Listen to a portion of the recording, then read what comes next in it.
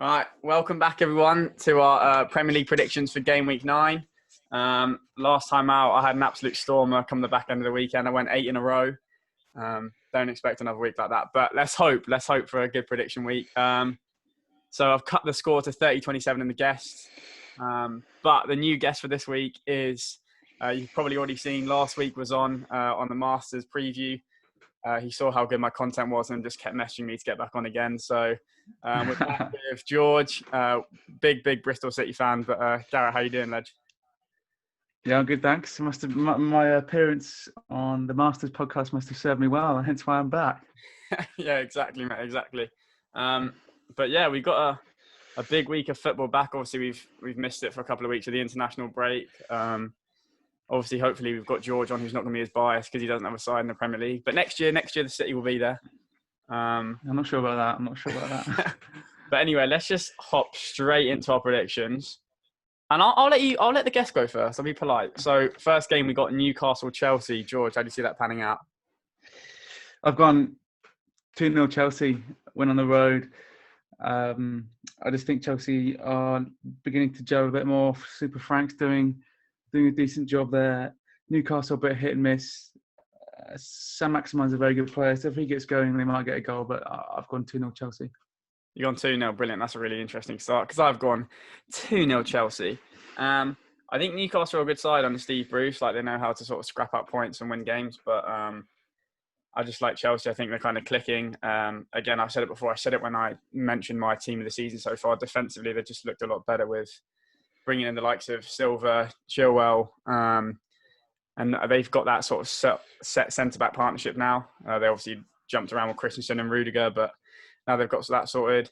Werner, like everyone was saying at the start of the year, he's flopped a little bit, but he's still got like 6 goals already. So yeah, he's gelling, and that is it.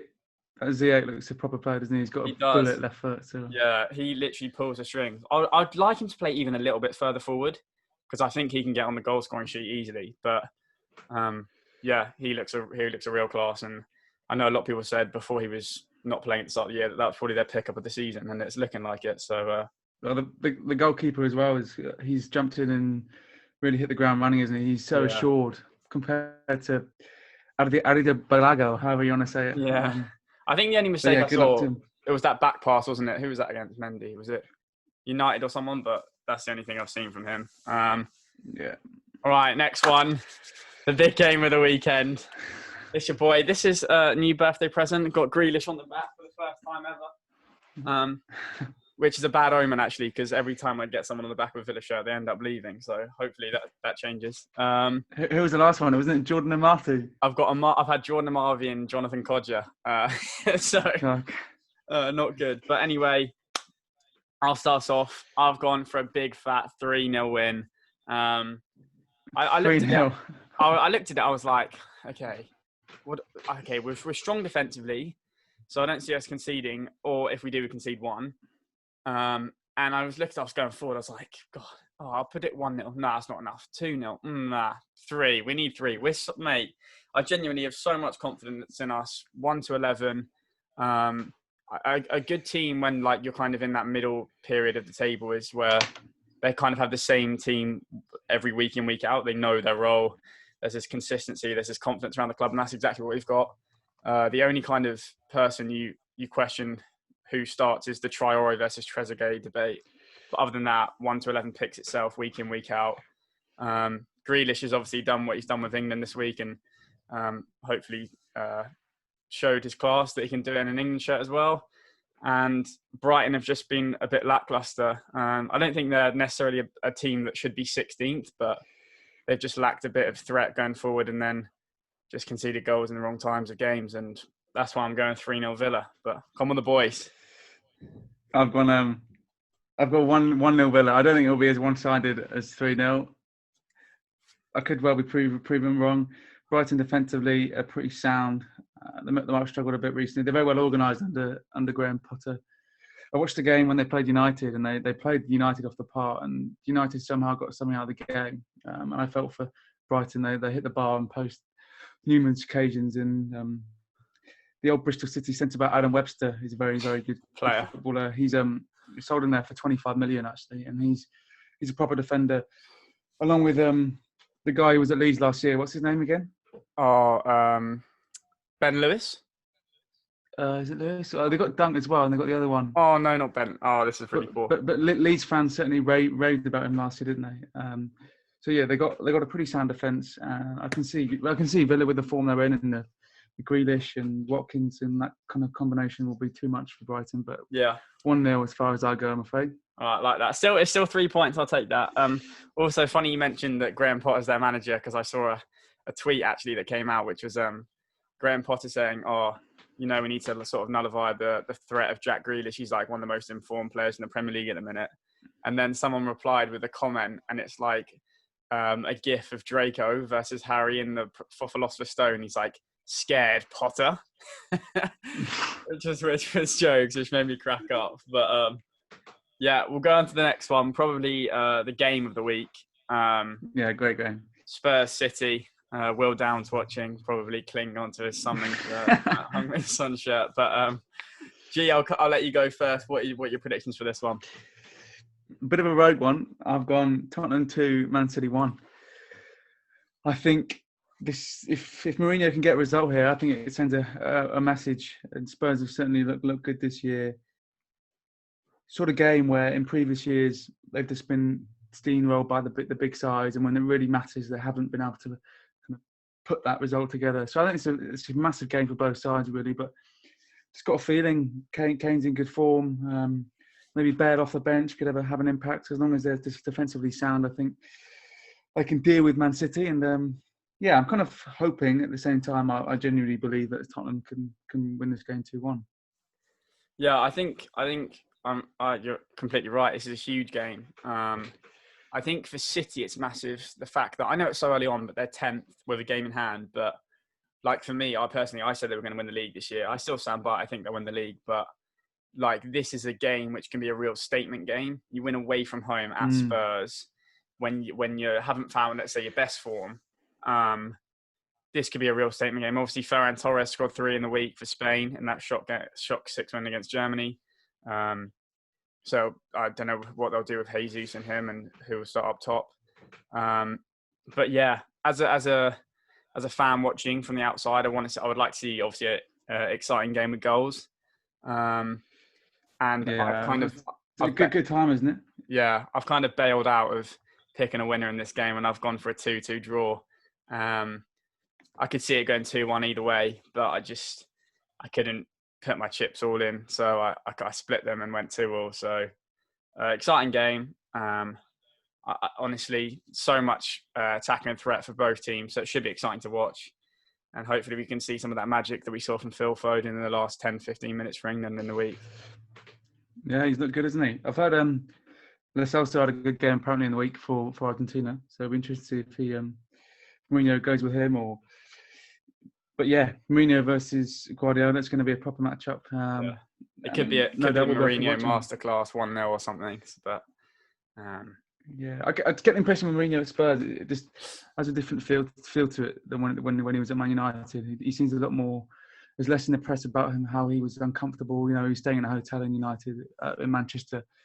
He just seems a bit settled, less pressure. Yeah. Spurs can just go about their business, and they're good to watch as well, aren't they? The likes of, I don't know, just Aurier comes to mind as bowing down that wing. He should be defending, but yeah. All right, last one of Saturday is 14th place Man United. 14th. I don't know if you would have thought that at the start of the season against 18th West Brom. Relegation scrap. This is a relegation scrap. Yeah, no. I'm going to start. I've got United taking the 3 points here. Yeah, agree. I liked how they played against Everton. I think for me, it's still really weird, like trying to put my finger on it, because I know people say, yeah, you know what, United aren't really a good team. And I'd be like, okay, maybe fair enough. But then look back to how they played at the end of last season and go, how can you be so drastically different in quality? Like, it just doesn't make sense. Yeah, I don't know. I've got them taking the 3 points. I've put 2-1. I think it will be more comfortable than 2-1. But I think maybe a late consolation for West Brom might just pull them back in. But we know how United do it. They never do it easy. But I'm going 2-1. I think I looked at Ollie came out earlier and said They're looking fully fit, apart from obviously Luke Shaw. Rashford's come back to training, so it looks like he's probably going to play on Saturday night. So yeah, I think United should be picking up the 3 points. I still think West Brom will struggle. I don't think they're good enough probably in the Premier League just yet. But you never know. But yeah, I've got Man U taking the 3 points. Agreed. I've gone 3-1. So similar sort of hymn, but if you like. West Brom, one of those sides. I mean, I watched them twice last year, and they were too good for the Championship. They've stuck by a similar sort of 11. They relied heavily on the likes of Pereira last year, and he's clearly first year in the Prem. It's a very big step up. Defensively, they're conceding too many goals, and United are going to be just too strong for them. I saw in the week that Rashford's been tweeting about him reading some books, and maybe that's going to help Rashford and maybe might score a few more goals. Hopefully, because he's in my fantasy team. I don't know if I'm going to play a free hit week yet. I haven't decided. But yeah, hopping into Sunday, early kickoff on Sunday is at Craven Cottage, Fulham against Everton. Everton have been probably the rollercoaster team of the season so far. Extremely up in those first sort of 4 or 5 games, and then I think, is it 3 on the bounce they've lost now? Do not see a panic button being hit. I think Ancelotti's the man. I really like Everton's squad. Obviously, they've missed Richarlison, but I just think they've got too much quality against a Fulham side, which kind of lacks it, and also a Fulham team which is probably very short of confidence at the minute, given what happened with that last-minute penalty from. What a way to go into the international break that was. I think even so early on in the season, like a point isn't necessarily massive, but it's just mentally, if you can scrap a point late against a solid West Ham side like that, but just to do that just shoots all confidence out of the club. Calvert-Lewin to get back on the score sheet. I think he's obviously a very good striker, and the sort of deliveries he gets with Everton is going to provide him with a lot of chances, and he's a good number 9. I've got Fulham 0, Everton 2. George, over to you, brother. I've gone exactly the same, I'm afraid. I heard after Everton lost to United last time out, it was the first time, I think, since the early 2000s, Ancelotti's lost three league games on the spin. Well, it might have been the first time. So something pretty outrageous like that. So he'll no doubt want to be bounced back from that. Everton at the moment, it must be so frustrating being an Everton fan, because in previous years they've shown little glimpses of promise. And then, in the big games, similar to Spurs in that sense, when it really matters, they can't put it together. So I've gone 2-0. Fulham are, in my opinion, they're down already. I think they're the weakest side in the league. Again, ironically, Fulham were the last played in the last little match I saw live. Then Tom Kearney scored it, and it's 1-1 at Ashton Gate, Bristol City, Fulham. And who scored for the Robins? Fulham. Naki Wells. Naki Wells. But Fulham, we weren't great, but Fulham were mediocre that day. And I mean, they got through in the playoffs, and they played Brentford in a pretty, Brentford messed up big time, and they were very deflated. And gutted for Brentford. Yeah. So Fulham, they could prove me wrong. They played well against West Ham, but Everton 2, Fulham 0. All right, next one is bottom of the league, Sheffield United, who I would not have expected that, against West Ham United, who are 12th. Again, being a side who've been a bit up and down. Garrett, predictions, Sheffield, West Ham. I've gone 0-0. Chris Wilder. Guys, get your TV sets ready for 2:30 on Sunday. It's going to be a cracking 0-0. Yeah, I won't be watching that for sure. I could be proven wrong again, but Sheffield United are a classic example of the second season syndrome, aren't they? They kind of came into it with loads of adrenaline last year and smashed it, didn't they? They played really, really well, and they were awesome. Great to watch, and testament to Wilder's hard work. This year, it's different kettle of fish. Have they recruited where they could have done? Look at players like McGoldrick. Don't get me wrong, he's been a great Samaritan for the club, but he's not Premier League quality, is he? He's not going to score you enough goals to play out front. No mean to say he's not a good footballer, but Sheffield United, I do worry for them this year. West Ham have looked again up and down. Declan Rice has really impressed me this year. as has Mikel Antonio. They've got the likes of Haller off the bench, who's a unit. But you can see them cancelling each other out 0-0.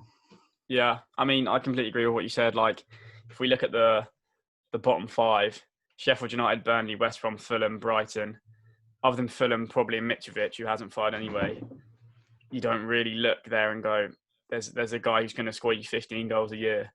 And unfortunately, that's what you kind of need. You need a guy who's your go-to. I know we stayed up without that sort of that role last year, but we kind of got saved a little bit by Grealish and a few late ones by Trezeguet post-lockdown. But yeah, I just worry for them. It's a shame because I really like Chris Wilder. I know there's been a few people talk about him potentially having a snap at the England job if it came about.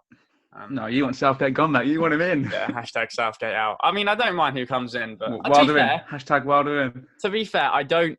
If Grealish is going to play, and he, I'm not getting into the Southgate rant. That will come in another video. We're talking about Premier League here. Anyway, Sheffield United, West Ham again. I'm the same as you. I don't see it being a very exciting game. But also, I think West Ham are actually quite a good side. Like Declan Rice is playing with a load of confidence. We've seen really well. Yeah, so fair play to him. He's obviously had a lot of people who necessarily have been against him and talk about, oh, mate, go back to Ireland and all that. But he's done his job. He's been really good with club and country, both on the pitch playing and as a leader. And yeah, I like West Ham. They got some nice fixtures coming up. Aaron Cresswell's been shipped into the fancy team for some clean sheets. And I think West Ham will get 3 points. Don't see it being a very exciting game, like you said. I think I'll probably have some other sport on if there's F1 this weekend or something. But actually, no, there's no F1. But I'm going to say Sheffield United 0, West Ham 1, 3 points going to the Hammers. Leeds are... Oh, yeah, sorry. Another quick thing about Sheffield United is I think them more than most. Like Bramall Lane is a pretty hostile place to go. It's an awesome stadium and a great city, actually. I do like Sheffield just to go there, and it's got a massive community feel to it. And I think some clubs rely on that more so. And I'd say for someone like West Ham or the Olympic Stadium, I get the impression there it can get very toxic very quickly, whereas for Bramall Lane is completely different. So it just shows how the no fans is benefiting some and not so for the others. Yeah, 100%. Leeds, Arsenal, next one. Two of my favourite clubs. Yeah, Leeds. I'll say it. They're frauds. They're a myth. They're not as good as people say they are. Patrick Bamford's an average striker. But yeah, I do like some of their pieces. How many goals did he score against Villa? 3, mate. A deflection, a tap-in, and one good goal. One good goal when he opened his left foot up. But Patrick Bamford's average. Harry Josephs, I hope you're watching. Speaking of deflections, how many deflections did he score against Liverpool? Mate, he scored 7. 7 goals, baby. All right. But yeah, I've actually got Leeds taking this one 2-1. I don't actually think they're a myth. I obviously just don't like them seeing doing well. But yeah, I think I really, really like Jack Harrison. I think he's really good footballer. And if you have him on one wing, you're going to get balls into the box. You're going to cause defenders these wing backs to actually defend. They have to be on their toes because he is quality. And yeah, I don't actually think they're that bad aside. I just don't like Patrick Bamford.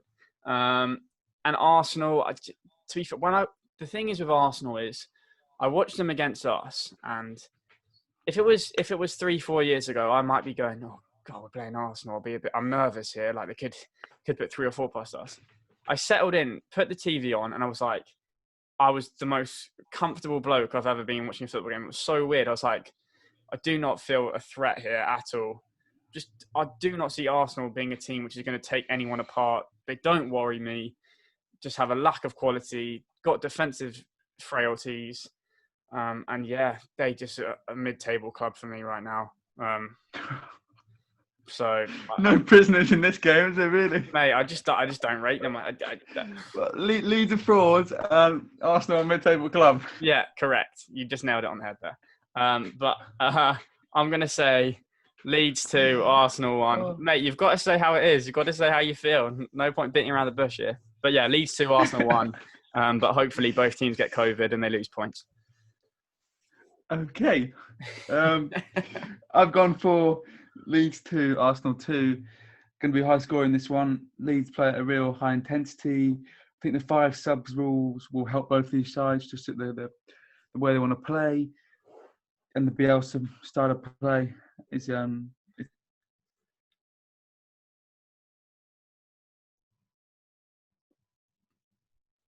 Hello? Oh, we've got a bit of a lack of connection, I believe.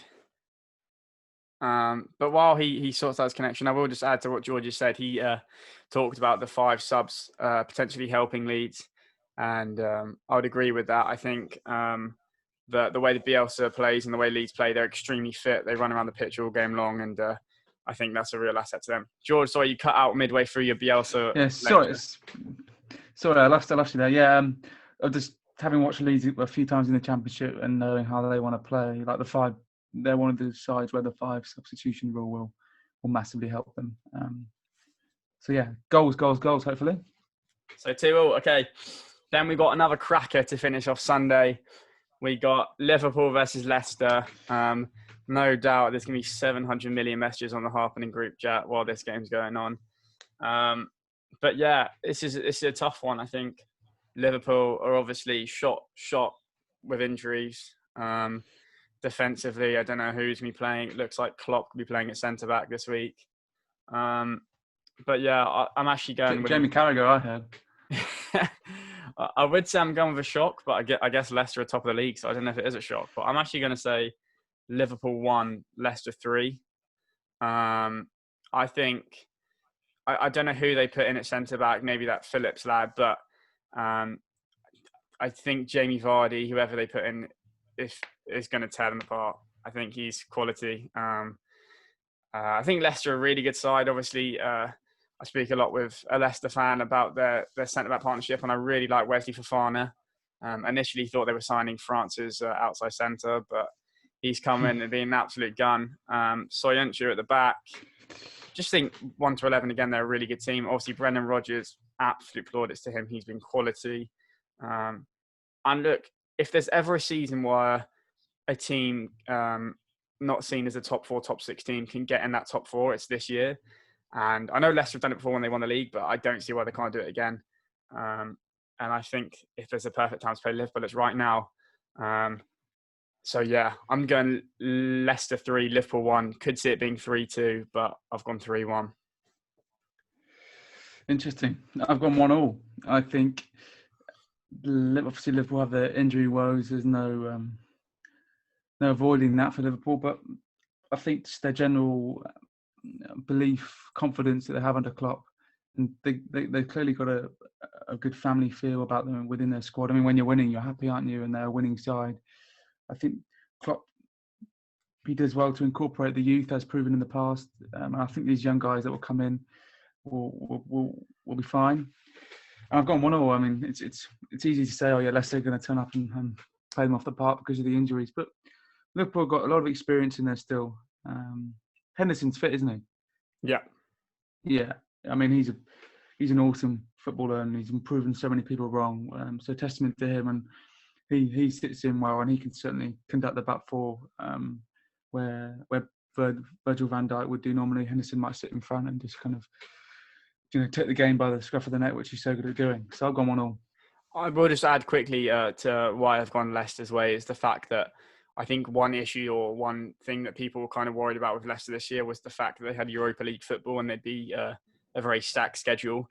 We've seen that they've been able to deal with it so far, being both top in their group in the Europa League and top in the Premier League. And also they've had a week to recover with the international break. So I see them being fit as fiddle and coming out and getting 3 points. But on to Monday, Burnley Palace. I mean, if this was pay-per-view, Sky would be losing money. Yeah, I don't know what to say. I mean, Burnley are just... they upset me really because I love Sean Dyche. I do like Burnley. I like having a team when the fans are back, when you wake up on a Sunday at 12 o'clock and you go into Turf Moor and you're like, oh, this is a tough game. Like, I like that kind of having a sort of scrap on a away day, like a kind of Stoke. But yeah, unfortunately, they just haven't clicked. Dyche is in trouble, even though I don't think he could have done much more. But yeah, boring 1-1 for me, I think. I hope they get a point. I hope they get something just to kickstart their season. But yeah, 1-1.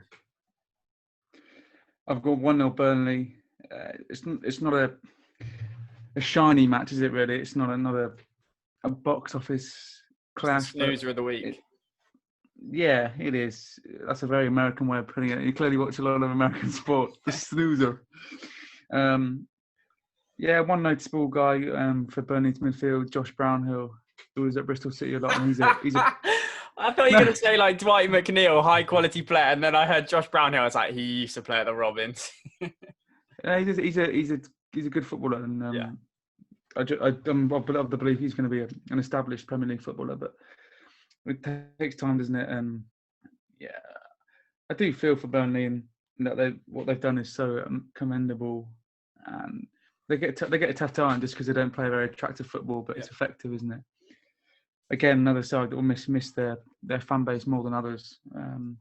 Palace, on the other hand, hands up to Roy Hodgson as well. He's doing an awesome job there for what he has.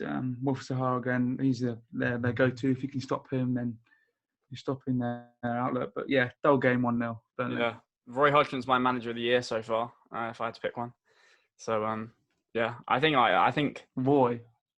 Yeah, I think I actually said when I sort of predicted my Premier League season that Palace were, I think I might have predicted them to go down or maybe finish 17th, and they're 8th so far. Early doors, but they're doing all right. Last game of the week is Wolves against Southampton. George, I'll let you go first on this one. Where do you see the 3 points or the points being shared here? What do you think? I've gone 1-1 in this game. Obviously, Southampton on the up. Have a cracker. Yeah, they're playing really, really well. And yeah, Southampton's been amazing to watch, really, haven't they? Really, I mean, I guess with Ings getting injured, you could say they struggle, but Che Adams is a very good player. Another Blue Nose who you won't like. Blue Nose. Raw Prowse, proper footballer, and got his reward by getting England called up, didn't he? So yeah, Wolves. Again, if you get the ball to the likes of Jimenez, they're going to be potent, aren't they? But I don't know. There's something about them at the moment that they're not filling me with as much confidence as they would have done this time last year or around then. So I've got them 1-1. I'll watch the game. I think it could be fireworks, but I think that both sides need to take a point. Yeah, I'm exactly the same. I've gone 1-1. I think Southampton are doing really well. It pains me to say it, but yeah, they're playing well. They obviously took 3 points against a very high-class Aston Villa team a few weeks back. I think one thing that's frustrated me is the fact that everyone's now jumped on Ward-Prowse's back after 2 free kicks. This guy has always been a good footballer. Yeah, he's been very good. Always been a good footballer. He's always been in those England youth teams. He's been playing well. He always dominates the Southampton midfield. He runs it going forward, back, left, right. So you guys should need to keep an eye out for him because he's a real good footballer. And yeah, Wolves, like you said, they've just been a team who, I don't know, there's obviously a lot of expectation of what they've done last season. But I don't know where exactly their hopes lie. Like, are they looking for European football or they just want to consolidate themselves in the top 10? But yeah, they're a side that if they win by 1 goal. Normally, they win close ones. They don't blow you away with 3 or 4 goals. But yeah, I've gone 1-1 as well. So yeah, I think a draw is probably a fair result. I think both 2 good sides. 2 sides, like I said with Leicester, that if there's a chance of getting in any sort of European football, this is their chance. This is their year. And I think the points will get shared. But yeah, those are our predictions. I'm currently 3 points down in the Guests versus Lath predictions table. So I need a big week. George looks like he's lost connection. Otherwise, he's just holding really good eye contact. I'm back. But yeah, those are our predictions. Hopefully the Villa take the 3 points. Before we wrap up, who have Bristol City got this weekend? We've got Derby. That's winnable. They're struggling, aren't they? Yeah. Rooney Clark is the interim manager, but we've had we've had our training ground closed all week because of 16 COVID or 12 COVID cases. So, yeah, not been ideal preparation, but we'll see what happens. Oh, well, let's hope the Villa and the Robins get 3 points. Garrett, again, cheers for coming on, Ledge. Appreciate that a lot. No, thanks for having me on. I've enjoyed it. Yeah, good stuff. Both got the microphone set up. So might be some more news coming soon, boys. We don't know. But yeah, thank you very much, guys, for watching. Those of you who have happened to stay on for the last 20 minutes and actually listen to us travel on about football, please go check out my new article, which is on the Premiership rugby season, which starts tonight. Hopefully my Tigers can do somehow better than their 11th position last year and only saved by Saracens breaking every single rule under the book. But yeah, please go check that out. And cheers, guys. And I'll see you soon. Come on, the Bears.